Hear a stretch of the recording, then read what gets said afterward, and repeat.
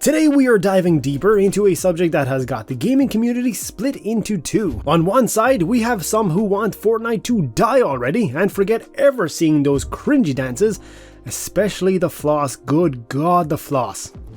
So why do people keep saying that it's dying? What is happening to its player base? Is Fortnite slowly losing players and viewers on Twitch and other major streaming platforms? Is the game still successful in terms of profits? These questions and many more will be answered in today's video. So without further ado, let's get into it. If you are one of those people who have carried on with their lives blissfully unaware of the massive success of Fortnite, then let me give you a few facts about this game. It was released in July 2017, and just 5 short months after that, it had already amassed a 30 million players worldwide. By January 2018, its player base had grown to 45 million, but the game didn't stop there. In 2019, the game had reached 250 million players, with Epic CEO Tim Sweeney estimating that about 35% of players were women, making Fortnite the first shooter with such a high percentage of female players. Sweeney has mentioned that it's the social experience of the game that has brought so many players in and also drawn so many women to Fortnite. And let's not forget the building option. One moment you're shooting at someone, and in a second they transform into a 3-story building, leaving you to wonder whether you're hallucinating or that just happened.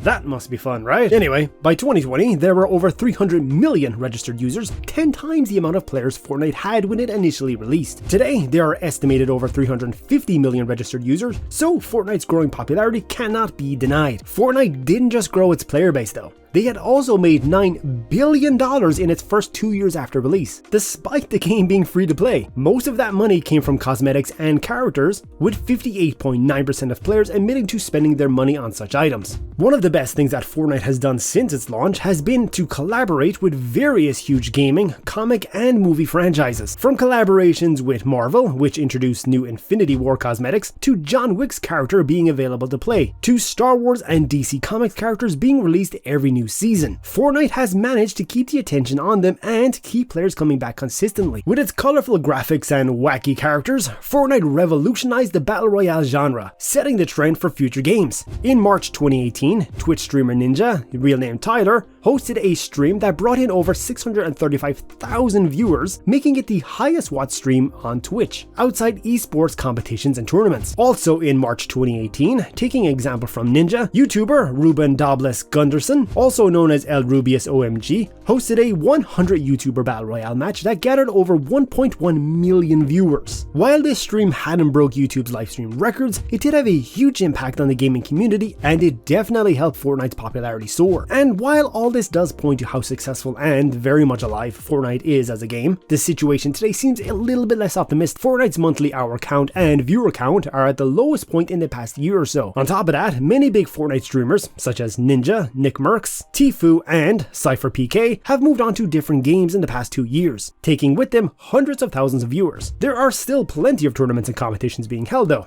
with crazy prize pools of $5 million or even more. But in the recent years, even those events have gotten less and less publicity. Even with its number 7 ranking on Twitch, it seems that Fortnite's popularity has been slowly declining over the past 2 years or so. A lot of people from the gaming community have been speculating lately that Fortnite is slowly dying. Of course, we all know that games have a certain life cycle, and it's normal for them to see a player base decrease with time. On top of that, we cannot ignore that while Fortnite was revolutionary in terms of battle royales, many other games such as Apex Legends, Warzone, and PUBG have followed suit since 2017. So the competition has dramatically increased. But even with these ups and downs and the most recent speculations, we cannot deny the numbers. Fortnite still averages between 2.5 and 3.5 million active users per day, which makes it quite a popular game. So where do all these Fortnite is dead chants come from? Well, it all started in 2020 when a popular YouTuber known as McCreamy put out a music video with the title Fortnite's Kinda Dying. The video was a cover of Billy Joel's song We Didn't Start the Fire, meant to poke fun at Fortnite and suggest that the game is losing players. In the past 2 years, the video has gained over 65 million views and convinced a lot of people that it's true. Fortnite's kinda dying. Was it true and accurate? Probably not. But was it catchy as hell and entertaining? Hell yeah. Sure, some players have lost interest in the game due to various reasons. A lot of players have grown older and moved on to other type of games as they aged. But Fortnite has consistently gained new registered users over the past years, even despite the famous music video. On top of that, the vast majority of users, 32.5% to be exact, have claimed that they spend on average between 6 and 10 hours per week playing the game, despite having other commitments such as job, school, kids, and whatnot. And regardless of what other people say, we all cannot deny that Fortnite's revenue has been steady, and in 2021 it was the highest it's ever been. Oh yeah, there's definitely a sign of a dying game, bringing in billions in revenue.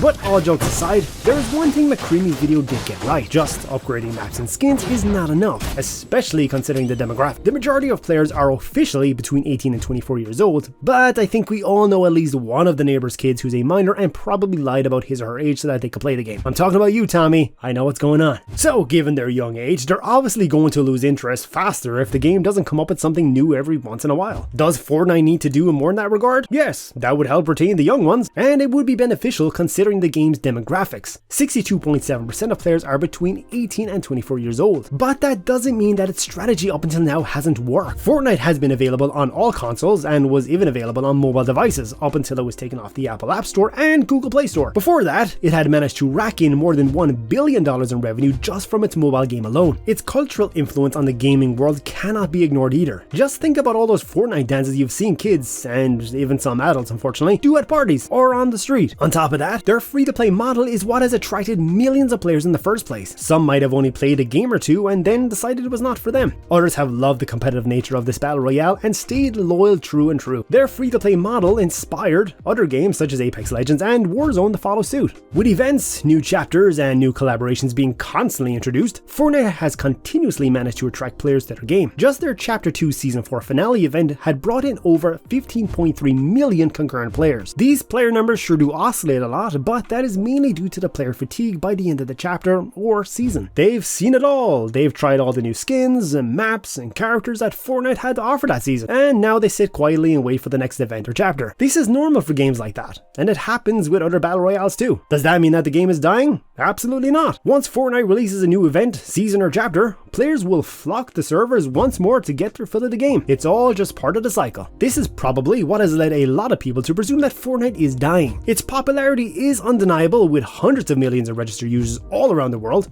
and a constant daily active player base that sometimes reaches 4 million concurrent players. Numbers that high are not those of a dying game. So we hope you enjoyed this video. Don't forget to comment your thoughts and let us know what you think about Fortnite in the comments section below. And if you want to get the latest game news and top lists, don't forget to subscribe and click the bell icon to get notified every time we post a new video, or we will patch you.